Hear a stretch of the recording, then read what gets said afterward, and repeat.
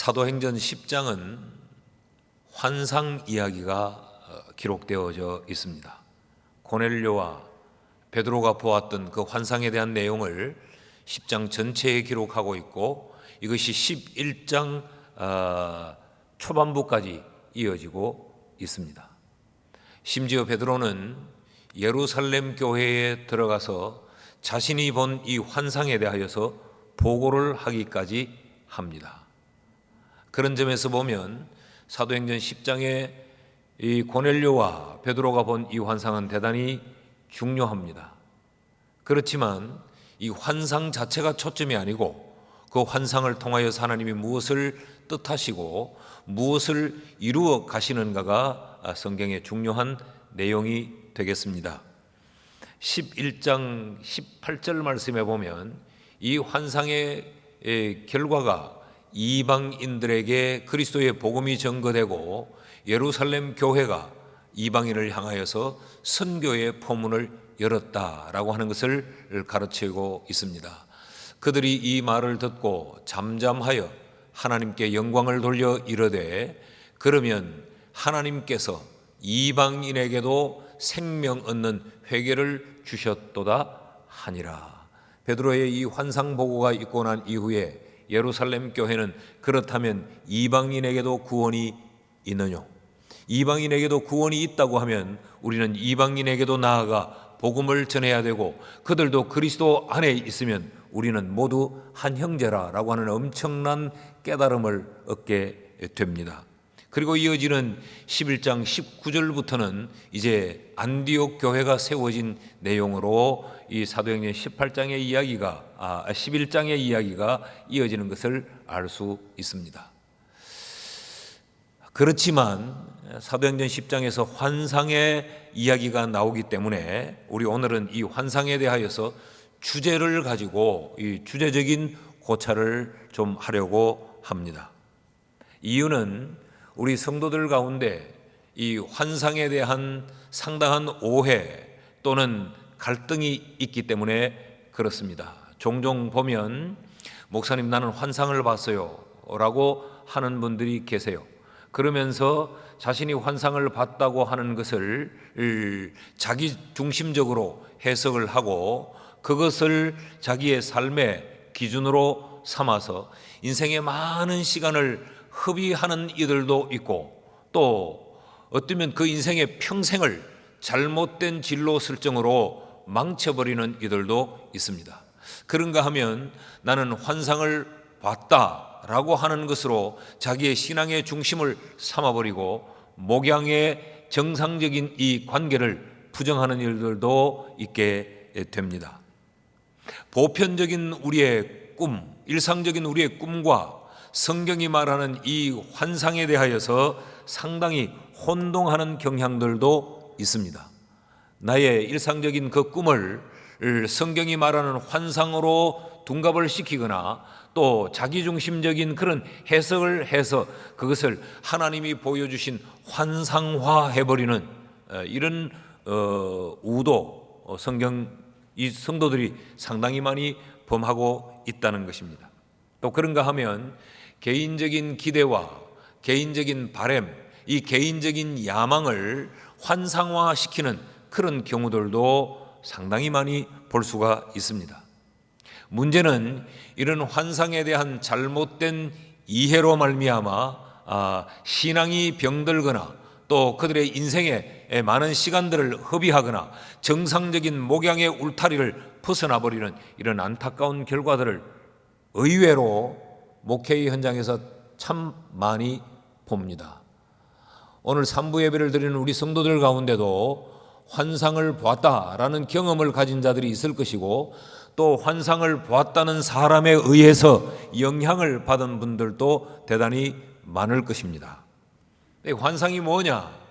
성경 전체를 통하여서 우리가 다 공부하기에는 제한적이기 때문에 오늘 본문을 중심으로 해서 환상이 무엇인가를 우리 크게 몇 가지 가르침을 받으려고 합니다. 환상은 체험입니다. 특별한 체험이 바로 환상입니다. 이 국어사전에 보시면 환상이라는 말을 이렇게 표현해 두었습니다. 환상이란 현실성이나 가능성이 없는 헛된 생각이나 공상이라고 적어 두었습니다. 이게 세상적인 이 환상에 대한 개념이지요. 현실성이 전혀 없고 어떤 가능성도 없는 막연한 그런 생각, 그런 공상, 다시 말하면 망상을 이 세상은 환상과 동일하게 봅니다. 그러나 성경은 그렇게 막연한 망상이라고 말하지 않고 이것이 실제적인 체험이라고 우리에게 가르칩니다. 아브라함이 환상을 보았고 그 환상에 의해서 아브라함의 삶이 영향을 받고 나아갔어요. 노아가 그랬고 야곱이 그랬습니다. 또 성경 속에 나타나는 많은 인물들 가운데 특별히 이 요셉은 자신이 본 그 환상으로 말미암아 그의 일생이 엮어져 가는 것을 우리가 볼 수 있습니다. 구약만 그런가? 그렇지 않습니다. 신약에도 마찬가지지요. 신약에도 사울이 이런 환상을 보았던 기록이 나타나고 또 우리가 오늘 살피게 될 사도행전 10장에서 만나는 고넬료나 베드로 역시 실제적으로 이 환상적 체험을 가졌던 사람들입니다. 그런 의미에서 성경이 말하는 환상과 일반 세상에서 막연하게 공허한 생각으로 비추는 이 망상과는 전혀 다르다라는 것입니다. 여기서 먼저 우리가 정의해야 될 것은 이 성경이 말하는 환상은 분명한 체험적 사건이다라는 이야기입니다. 오늘 고넬료도 우리가 본 대로 고넬료가 이런 어떤 망상을 가졌고 공허한 생각으로 이 환상을 경험한 것은 아니잖아요. 고넬료는 분명한 체험으로 사건으로 이 환상을 경험했고 그래서 이 환상에 의해서 고넬료는 욥바에 있는 베드로에게 사람을 보내었고 그리고 베드로를 그 환상에서 본 대로 환상에서 명령을 받은 대로 베드로를 자신의 집으로 초청하는 이런 일련의 일들이 이루어진 것을 알 수 있습니다. 그러니 막연한 그런 환상, 공허한 생각이 아니었고 이것은 고넬료라고 하는 인생에 실제적으로 일어난 체험적 사건이었다라는 겁니다. 베드로도 마찬가지지요. 베드로가 3번에 걸쳐서 이 환상을 연이어 보고 난 이후에 이 환상으로 인하여서 베드로가 움직였고 베드로의 사역이 여기에 따라 진행이 된 것을 알 수가 있습니다. 성경이 말하는 이 환상은 분명히 체험적 사건인데 이 체험이 어떤 체험이냐? 단순히 신비로운 체험이 아니에요. 단순히 아주 기이한 것을 경험한 데서 끝나지 않습니다. 이 체험은 하나님에 대한 체험입니다. 이 체험이 하나님에 대한 체험이라고 하는 말은 체험의 주체가 하나님이라는 것이죠. 성경이 말하는 환상은 사람에 의해서 고안되거나 사람에 의해서 연출되거나 사람이 무언가 기대를 가지고 소환하여 불러낸 것이 아닙니다. 사람이 어떤 기대심을 가지고 사람이 어떤 목적을 가지고 이 환상을 얻어내거나 쟁취한 것도 아니에요. 전적으로 하나님에 의해서 이루어진 이 체험적 사건이 환상이고 이것은 하나님에 대한 체험이라는 것입니다. 이 점이 굉장히 중요합니다. 많은 경우에 교인들 속에 이 환상을 보았다, 환상에 대한 체험이 있다는 분들이 하나님이 주체가 되는 것이 아니고 자기가 어떤 기대하거나 자기가 이것을 만들어내거나 자기가 어떤 특별한 목적을 두고 이것을 쟁취한 것으로 오해하는 경우가 굉장히 많습니다. 그러다 보니 자기의 체험한 이 환상이 자랑이 되는 경우도 굉장히 많지요. 그리고 자기 스스로 자기의 신앙을 측정하는 기준으로 삼는 이들이 굉장히 많습니다. 나는 신령한 사람이야. 나는 기도 중에 환상을 보는 사람이야. 나는 환상을 체험하는 이런 사람이야. 나는 환상을 볼 수 있는 사람이야. 라고 스스로를 신앙의 교만한 자리에 올리거나 아니면 이것으로 굉장히 신앙의 우월감을 갖거나 또 자신이 경험한 것으로 다른 사람을 판단하고 다른 사람의 신앙의 정도를 비하하는 이런 잘못된 신앙의 양태를 가지는 경우도 대단히 많습니다. 성경을 보십시오. 이 고넬료의 이 환상 체험이 누구에 의한 것인가? 3절을 읽어보면 하루는 제9시쯤 되어 환상 중에 밝히 봄에 고넬료가 환상을 본 것이지요. 그 환상 중에 하나님의 사자가 들어와 이르되 고넬료야 하니, 이 환상의 주체는 하나님이라고 성경이 일러주고 있습니다. 하나님이 일방적으로 고넬료에게 보여준 사건이 바로 이 환상이요, 그리고 하나님이 주도적으로 이 고넬료에게 보여준 이 환상을 이끌어가고 계신다라는 것입니다. 11절도 보면 베드로의 환상도 동일합니다. 하늘이 열리며 하늘에서 한 그릇이 내려오는 것을 베드로가 보았는데 큰 보자기 같고 내 귀를 메어 땅에 드리웠더라. 베드로가 본 환상도 베드로 속에서 생성된 것이 아니에요. 베드로에 의해서 출발된 것이 아니고 하늘에서부터 시작되어 하늘이 열리면서 베드로에게 보여진 그 사건이 바로 환상이라고 가르치고 있습니다. 뿐만 아니라 이 베드로가 이 환상을 보고 자기의 경험과 자기의 생각으로 이 환상을 거부합니다. 그럴 때 두 번째 하늘로부터 다시 이 환상 중에 소리가 들려왔지요. 15절 말씀을 보면 또 두 번째 소리가 있으되 하나님께서 깨끗하게 하시는 것을 네가 속되다 하지 말라. 그러니까 그 환상 중에 하나님이 베드로를 향하여서 무엇인가 명령하고 계시고 베드로를 향하여 하나님이 주도하고 계신다는 것을 성경이 가르치고 있습니다. 그러니까 이 환상은 분명히 체험적인 사건인데 이 체험적인 사건은 사람이 원하거나 사람에 의해서 체험된 사건이 아니고 하나님이 주체가 되고 하나님이 주도가 되어서 하나님을 체험할 수 있도록 하나님이 허락한 사건이 바로 환상이다라는 것이죠. 그러므로 이 고넬료나 이 베드로를 보면 이들은 목적을 두고 기도하는 중에 얻어낸 게 아니에요. 환상을 보려고 몸부림을 치다가 얻어낸 것이 아닙니다. 하나님에게 이 환상을 요구하여서 얻어낸 것이 아니에요. 어떤 이들이 쟁취한 체험이 아니라는 겁니다. 하나님이 일방적으로 하나님이 베드로에게 주어진 이 사건이고 베드로와 고넬료 편에서 보면 그냥 이들에게 경험되어진 사건이 바로 환상이라는 것입니다.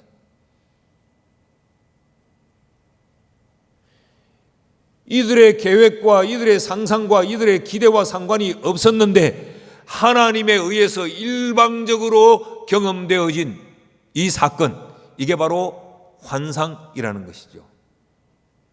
이런 점에서 환상에 대하여 우리가 잘못된 생각, 지금까지 잘못되어 우리에게 고정화되어 있었던 이 개념들을 바꾸셔야 합니다. 자, 그렇다면 오늘날에도 이런 환상은 계속되는가라는 질문입니다. 베드로가 보았던 환상, 고넬료에게 보여졌던 이런 환상이 오늘날에도 계속되고 있는가? 많은 보수주의적 신학자들은 초대 교회 이후 성경이 완성된 이후에는 이 계시적 환상은 중단되었다고 주장합니다.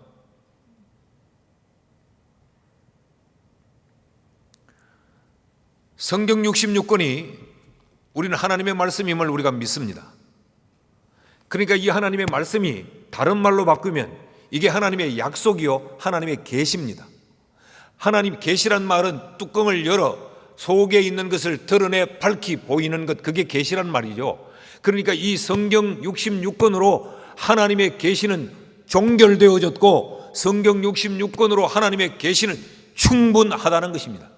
하나님의 말씀 66권 외에 또 다른 하나님으로부터의 우리가 계시를 받아야 될 필요성은 없다. 하나님의 말씀 66권은 그런 불완전한 것이 아니고 66권은 하나님의 계시가 완성된 것이다 라고 하는 것이 우리가 가지고 있는 성경관입니다. 근데 이단들은 뭡니까? 성경 66권으로는 뭔가는 아직도 완성되지 못하고 충족되지 않아서 하나님으로부터 진리에 대한 직접적인 계시가 필요하다고 생각하는 거죠. 그래서 이단의 교주들의 특징이 뭡니까?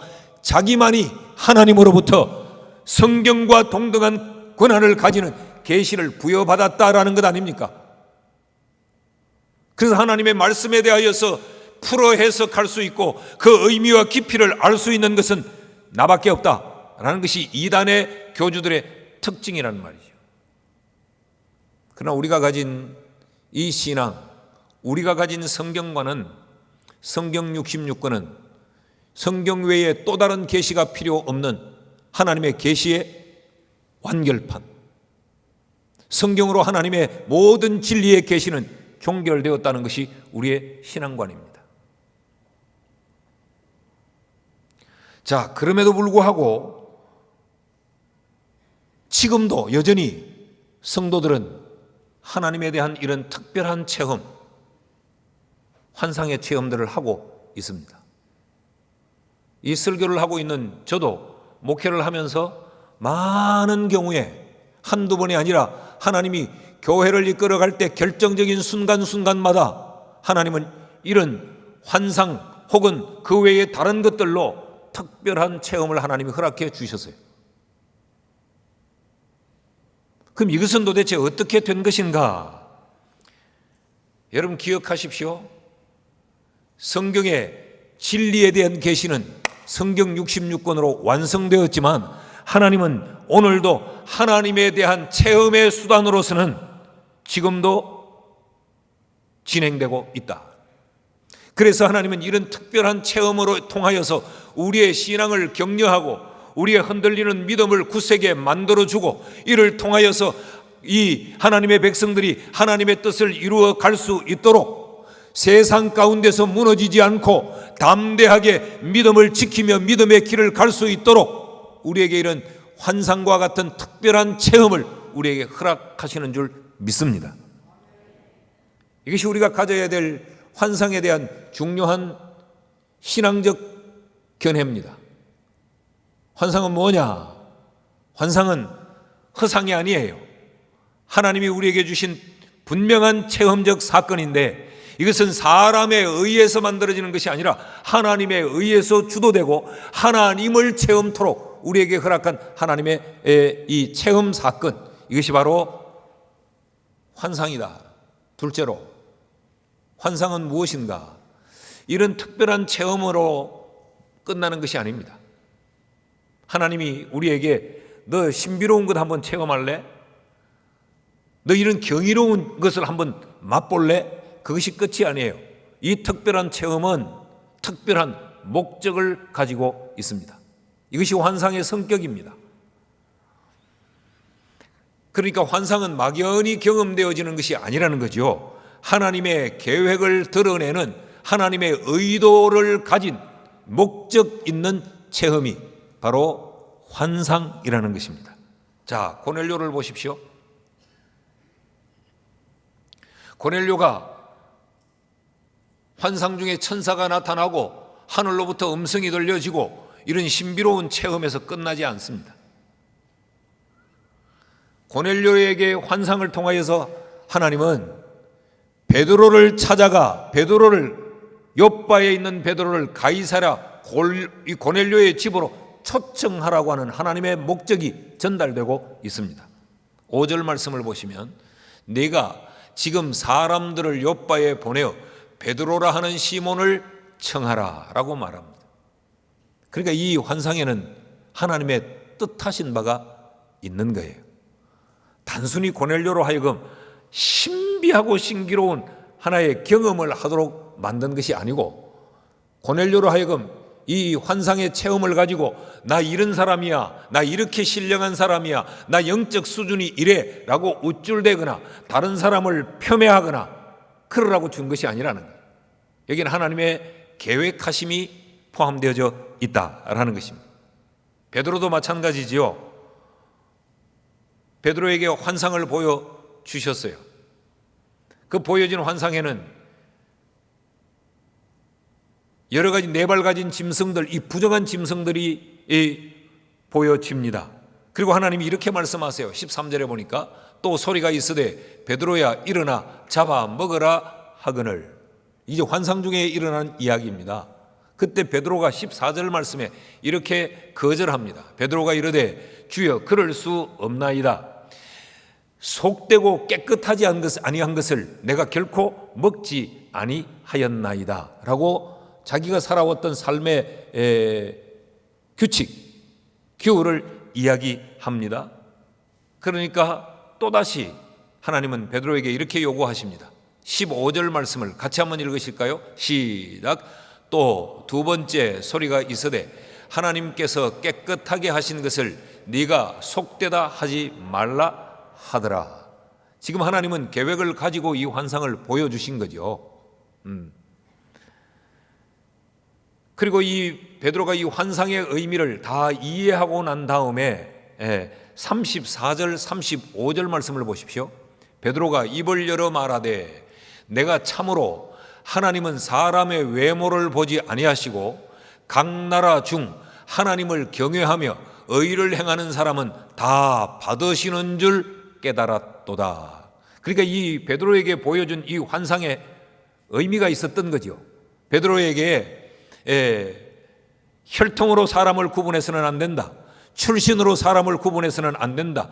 보여지는 세상의 외적인 조건으로 사람을 구분해서는 안 된다. 유대인과 이방인을 너희가 구분지어서는 안 된다. 누구든지 예수 그리스도 안에 들어오는 자는 모두가 한 형제요 한 가족이다. 사람이 이것을 판단하거나 구분지어서는 안 된다고 하는 이 깨달음을 베드로에게 주기 위해 이 환상을 보여준 것입니다. 그러니까 환상은 특별한 목적을 가지고 있는 거예요. 단순히 우리로 하여금 어떤 이 엑스타시한 어떤 판타지한 그런 경험만 가지라고 우리에게 이런 특별한 체험을 허락하지 않는다는 것입니다. 그러니까 이 환상을 보았다라고 하는 것이 우리에게 엄청난 자랑거리가 될 수 있는 것도 아니고 이것을 나를 우월한 지위에 둘 것도 아니며 이것으로 다른 사람을 낮춰 볼 일도 아니라는 것이죠. 중요한 것은 이 하나님의 목적이 뭐냐, 하나님이 무엇을 내게 깨닫게 하느냐에 집중하는 것이 이 환상을 대하는 태도입니다. 고넬료와 베드로가 이 환상을 체험한 후에 어떻게 했는지를 좀 보십시오. 먼저 고넬료를 보실까요? 4절 말씀을 봅시다. 같이 읽습니다. 시작. 고넬료가 주목하여 보고 두려워 이르되 주여 무슨 일이니까? 천사가 이르되 네 기도와 구제가 하나님 앞에 상달되어 기억하신 바가 되었으니. 자, 고넬료가 이 환상을 보고 주목하여 보고 두려워하여 이르되 그렇게 말하고 있습니다. 여기 주목하다라고 하는 이 말은 아테니조라고 하는 헬라어를 쓰고 있는데 이 단어의 뜻은 단순히 이렇게 쳐다봤다는 게 아니에요. 이 아테니조라고 하는 단어는 열중하여 관찰했다라는 것입니다. 가볍게 대하지 않았다는 겁니다. 여기에 굉장히 집중해서 이 환상의 내용을 관찰하고 있었다라는 말이죠.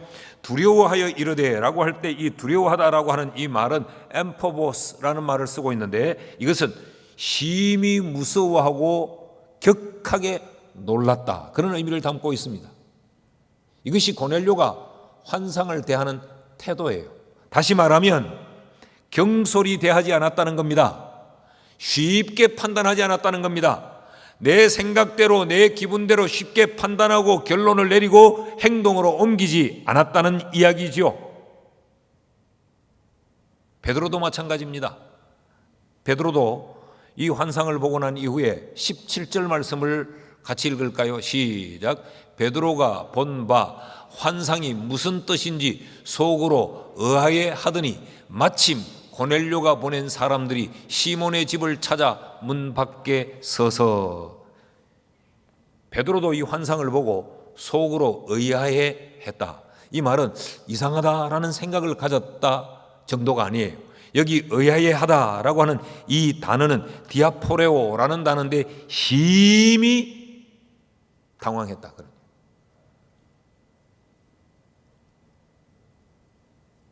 단순히 야 신비롭다, 야 경이롭다, 야 그렇게 생각하지 않고 이걸 굉장히 당황스럽고 두려움 가운데 이 환상을 대했다는 것이요.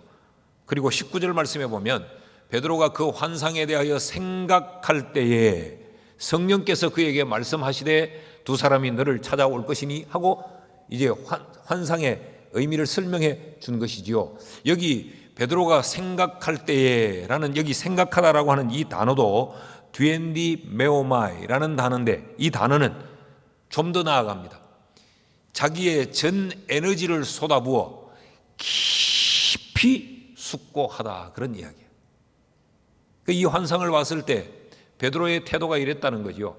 자기의 전 에너지를 다 쏟아부어서 내가 본 이 환상을 깊이 생각했다, 그런 이야기예요. 그랬더니 생각할 때에 성령께서 그 환상을 풀어 설명했다라고 하는 것을 보면, 이것은 단순히 깊이 숙고하고 생각하는 자리에서 머문 것이 아니고 베드로는 기도했음이 틀림이 없습니다.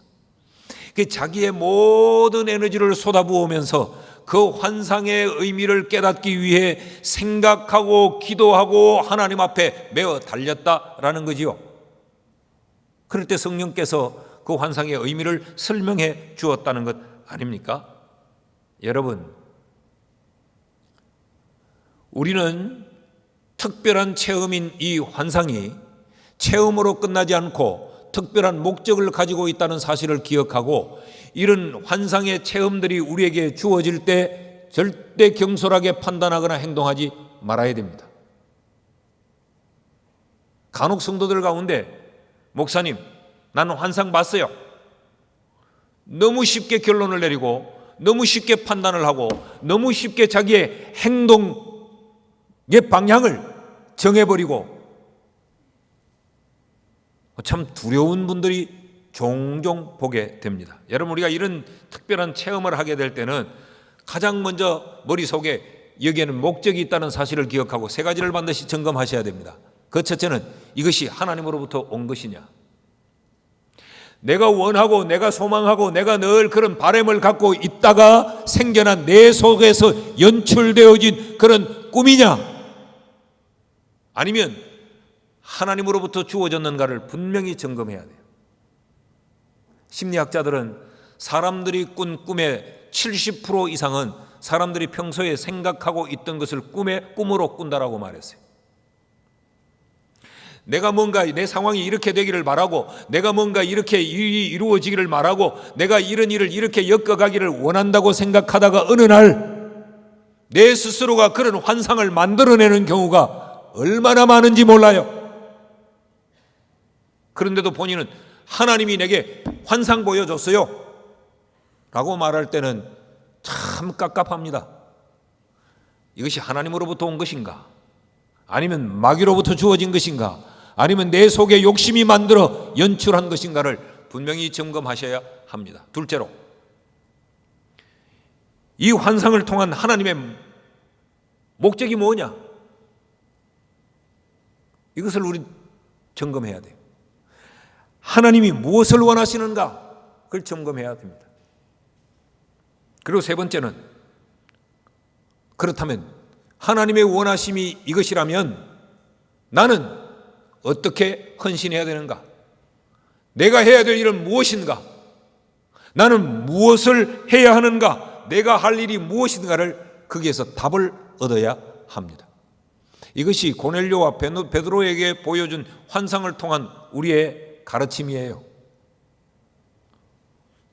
그래서 베드로가 성령의 도우심으로 그 환상의 의미를 깨닫지 않습니까? 베드로가 누굽니까? 대사도입니다. 이 사도행전 10장에 이르기 이전에 이미 사도행전 2장에서부터 베드로는 어마어마한 기적을 행했던 사람 아닙니까? 그의 한 번 설교에 수천 명이 회개하고 돌아옵니다. 베드로의 손짓 하나에 병자들이 병이 낫습니다. 귀신이 쫓겨갑니다. 이런 엄청난 대사도 바울도 하나님이 보여준 환상 앞에 경솔히 판단하거나 섣부르게 결론을 내고 행동하지 않았다는 것입니다. 깊이 생각했고 성령으로 분명한 깨달음이 주어지고, 그래서 그 성령의 깨달음이 현실 앞에 펼쳐지는 이 상황을 볼 때까지 베드로는 움직이지 않았어요. 행동하지 않았습니다. 이게 환상입니다. 사랑하는 청년 형제 자매 여러분, 그리고 자녀를 둔 부모 여러분, 자식들의 취업이나 자식들의 결혼의 문제나 이런 일 앞에 우리는 너무 쉽게 환상을 들이밀며 우리가 판단하고 우리가 결론을 내는 경우는 삼가해야 합니다. 여기 베드로 보십시오. 고넬료 보십시오. 항상 기도하는 자요. 그는 경건한 자요. 온 집안으로 더불어 하나님을 경외하던 이런 사람도 환상 앞에 하나님의 그 뜻과 하나님의 계획, 하나님의 목적 앞에 섣부른 판단과 행동을 옮기지 않았어요. 이것이 오늘 우리에게 꼭 필요한 신앙의 태도입니다. 깊이 기도하시고, 그리고 영적인 지도자들과 상담하십시오. 그래서 하나님이 원하시는 말을 바르게 이해하고 깨닫는 것이 우리에게 필요합니다.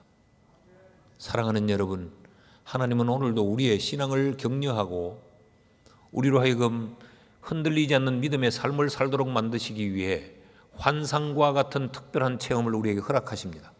이런 체험이 주어질 때마다 막연히 환상적으로만 생각하지 말고 하나님의 목적이 무엇인가를 찾고 그것을 깨닫는데 열중하는 지혜로움이 있기를 축복합니다.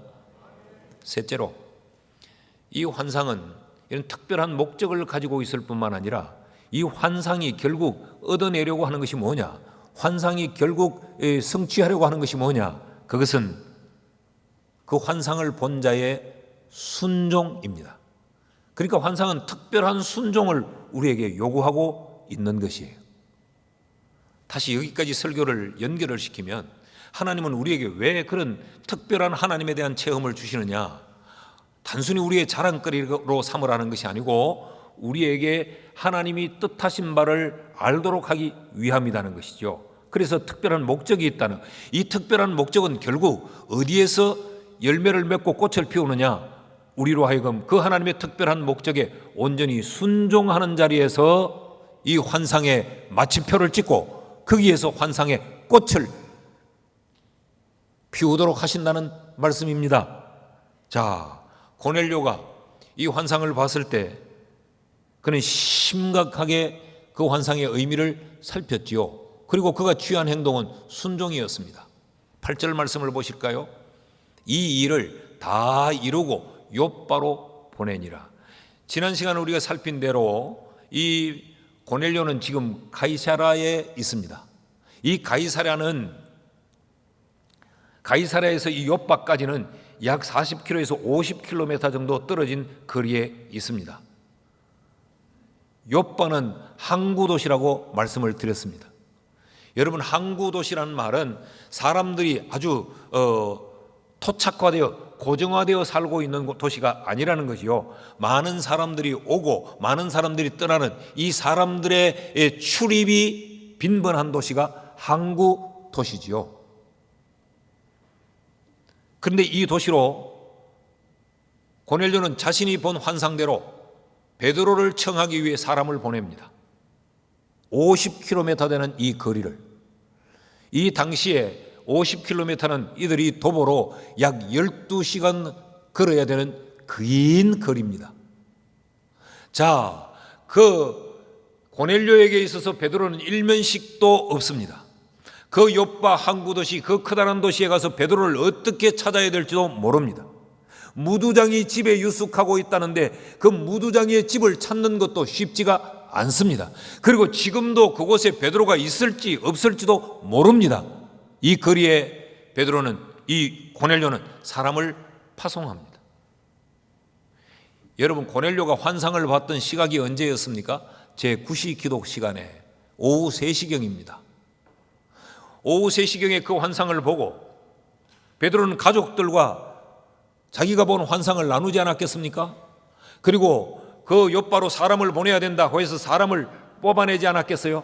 그리고 그들에게 자신이 본 환상의 내용을 충분히 이야기하고 그들로 하여금 욥바를 떠날 채비를 갖추도록 하지 않았겠습니까? 이런 시간들이 지나 이들이 욥바 베드로의 집에 도착한 그 시각이 언제냐? 베드로가 기도했던 시각이 오후 몇 시였죠? 6시였다. 그 우리 시간으로 바꾸면 정오입니다. 낮 12시. 그렇다면 생각을 해보십시오.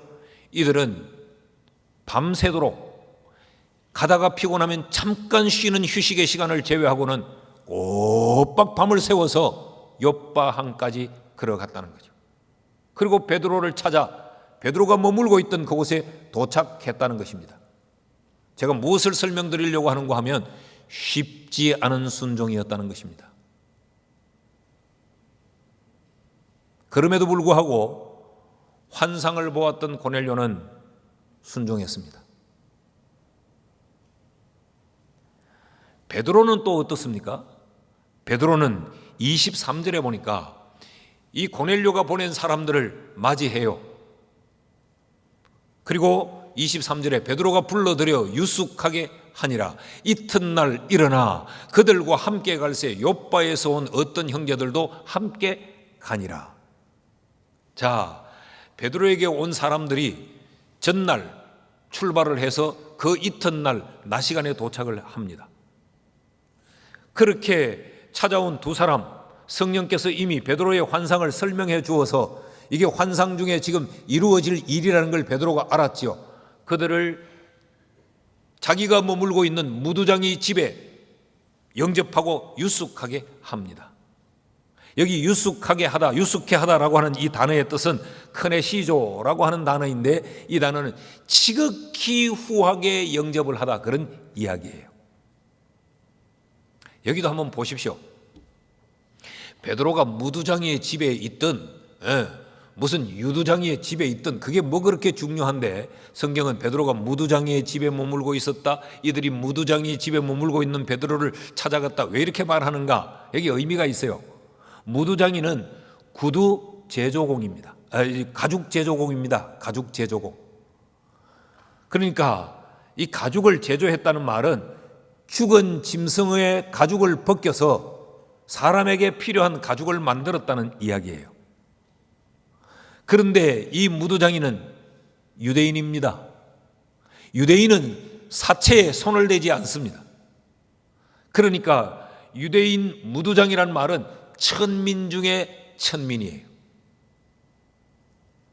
근데 이 집에 베드로가 머물렀다는 것도 굉장히 의아한 모습이지만 이 집에 지금 이들을 영접하여 유숙하게 했다는 것이죠.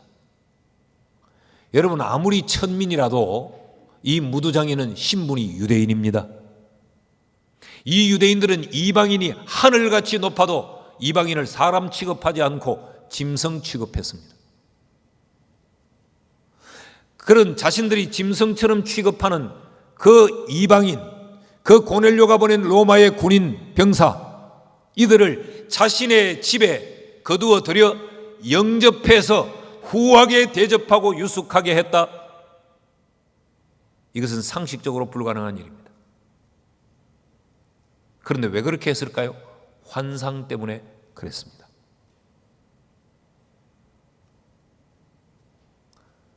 환상 앞에 그들의 혈통도 그들의 자존심도 그들이 지금까지 지켜오던 규율도 내려놓았다는 거죠.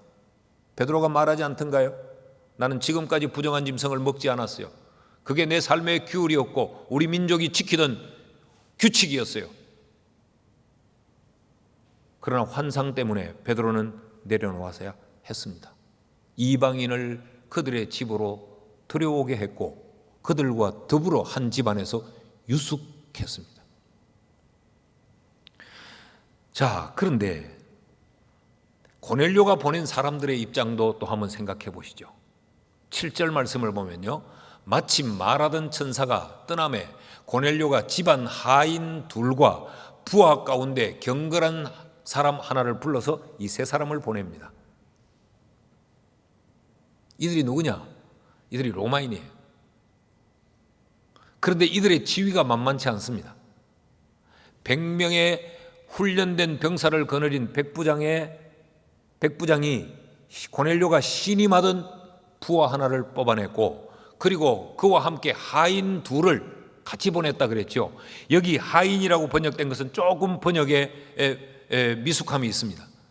보통 이 성경이 말하는 하인, 종, 노예, 이것을 표현하는 단어는 둘로스라는 단어를 씁니다. 그런데 여기 쓰여진 이 단어는 오이케데스라는 단어예요. 이 단어는 하인을 표현하는 단어가 아니라 집사를 표현하는 단어입니다. 우리 교회에서 말하는 집사 말고 가정총무. 그리고 주인이 어떤 사람보다 신뢰할 수 있어서 그에게 곳간을 맡기고 그에게 주인의 모든 삶을 그에게 책임 맡겨놓은 총무, 그것을 표현하는 단어가 바로 여기 오이케데스라는 단어예요. 그러니까 이 고넬료가 그렇게 신임할 수 있는 사람, 자기의 살림살이를 대신 살아주던 그 집사 둘을 여기 보냈다라는 말이죠. 그리고 이분들은 지금 이 로마의 군대 가운데서 대단한 엘리트의 실력이 있는 자들입니다. 영향력이 있고 막강한 군화를 가지고 있는 자들이에요. 그런데 이들이 지금 가서 심성의 사체에서 가죽을 얻어 그 가죽을 제조하는 무두장의 집에 들어가 유숙합니다. 그리고 베드로를 모셔옵니다. 명령을 하고 체포해서 올 수는 있겠지만 이들의 입장에서 보면 이 베드로나 이 무두장이나 이들은 자신들이 정복하고 지배한 나라의 백성입니다. 그런데 그들의 집에 들어가 유숙하고 베드로를 모셔옵니다. 베드로의 입장에서도 그 이방인들이 데리러 왔다고 해서 꼬박 밤을 세워 그 이튿날, 성경에 보면 이튿날이라는 표현이 반복해서 나타나요. 이 사건이 지금 2박 3일 동안 일어난 사건입니다. 그 이방인들의 요청을 받고 이방인들을 따라 밤새 길을 걸어 그 이튿날 고넬료 집에 도착합니다. 쉽지 않은 일입니다. 그런데 성경은 오늘 이런 내용을 소상히 기록하면서 환상 앞에 보여준 이들의 순종의 모습을 우리에게 설명하고 있는 것이죠. 하나님은 왜 우리에게 특별한 체험을 허락하시는가? 그 특별한 체험을 통하여서 우리로 하여금 하나님의 뜻하신 바를 우리에게 알도록 하기 위함이고, 하나님은 왜 그럼 우리에게 그 하나님의 목적을 우리에게 알게 하시는가?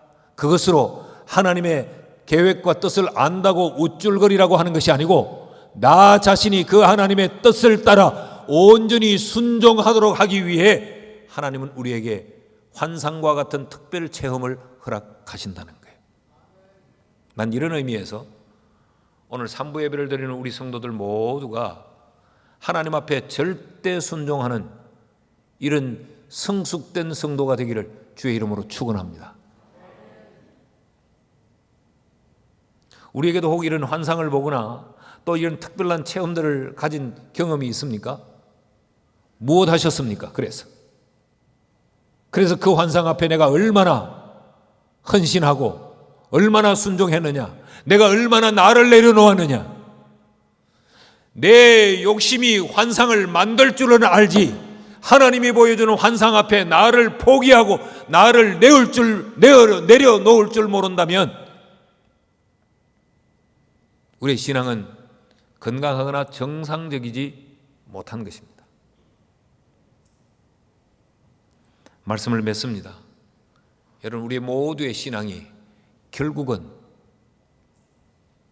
아주 혹독하리만큼 나를 내려놓고도 하나님 앞에 순종하는 자리에 이르러야 그 순종이, 그 신앙이 귀하고 값진 신앙이에요. 그럴 때 그 체험이 의미가 있는 것입니다. 그때 그 환상이 가치가 있는 것이. 오늘 우리의 신앙이 체험에서 멈추면 안 돼요. 하나님의 뜻을 아는 자리로까지 나아가야 됩니다. 하나님의 뜻을 알고 발견했다고 하는 것에서 춤추면 안 돼요. 내가 순종하는 자리에서 꽃을 피우고 거기에서 마침표를 찍어야 그것이 바로 된 신앙입니다. 오늘 3부 예배를 드린 모든 성도들에게 환상을 통하여서 우리에게 주는 하나님의 교훈을 깊이 깨닫고 우리의 신앙을 지금이라도 다시 수정하고 지금이라도 다시 내려놓을 것 내려놓고 우리의 신앙을 반듯하게 세우는 건강한 성도가 되기를 주의 이름으로 축원합니다.